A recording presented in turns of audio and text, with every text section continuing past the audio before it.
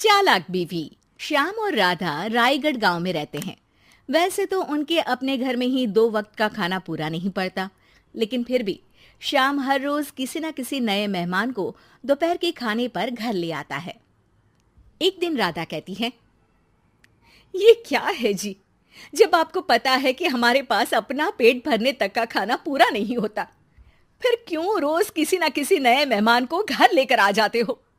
ऐसे तो जिंदगी जीना मुश्किल हो जाएगा। मेहमानों को खिलाना पुण्य का काम होता है, इससे भगवान खुश होते हैं। तुम क्यों उसके बीच में आकर पाप की भागीदारी बन रही हो? दोबारा मेरे सामने ऐसी बात मत करना, समझी? इसी तरह राधा बहुत बार श्याम को समझाने की कोशिश करती है, पर वो हर बार एक ही बात बोलकर उसे चुप करा देता है। इन्हें समझाना तो बेकार है, मुझे ही कोई ऐसी तरकीब सोचनी होगी जिससे मेहमान अपने आप ही यहां आना बंद कर दे। राधा तरकीब सोचने में लग जाती है और इसी तरह कुछ दिन बीत जाते हैं। एक सुबह श्याम बिना कुछ बताए जल्दी घर से निकल जाता है और राधा अपने काम में लग जाती है। कुछ घंटों बाद श्याम अपने एक दोस्त के साथ घर वापस आता है। सुनो राधा, आज दोपहर के लिए 3 मेहमानों का खाना बनाकर रखना, और याद रखना उनकी खातिर में कोई कमी ना हो। श्याम की बात पर राधा हैरानी से उसकी तरफ देखने लगती है, लेकिन दोस्त के साथ होने की वजह से कुछ बोल नहीं पाती। घर में तो ठीक तरह से 2 लोगों के खाने लायक तक दाल चावल नहीं है, और इन्हें मेहमान बुलाने हैं। बस अपना अपना बोलते हैं, दूसरे की तो कभी सुननी ही नहीं है। क्या करूं मैं?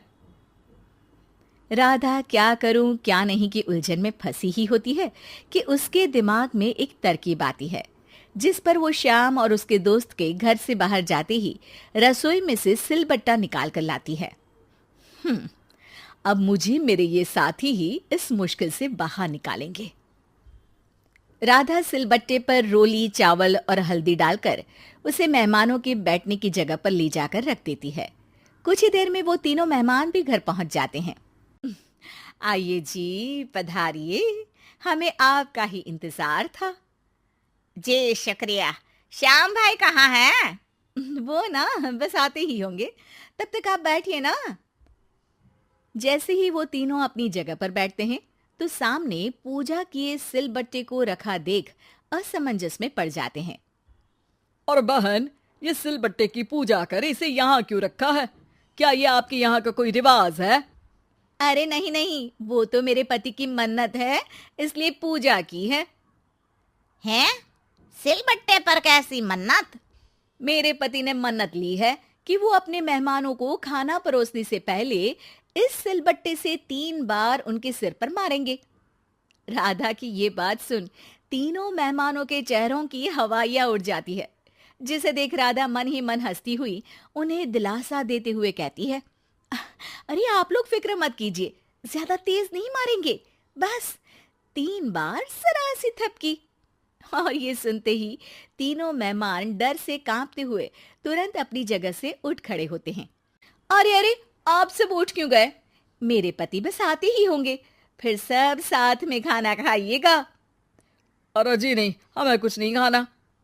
ये कहकर तीनों मेहमान बिना एक पल की और देरी किए घर से बाहर भाग जाते हैं, जिन्हें जाते हुए घर के अंदर आता श्याम देख लेता है। अरे वाह राधा, उन तीनों मेहमानों ने तो बड़ी जल्दी खाना खा लिया। नहीं ना, बिना खाए ही चले गए। अरे वो क्यों?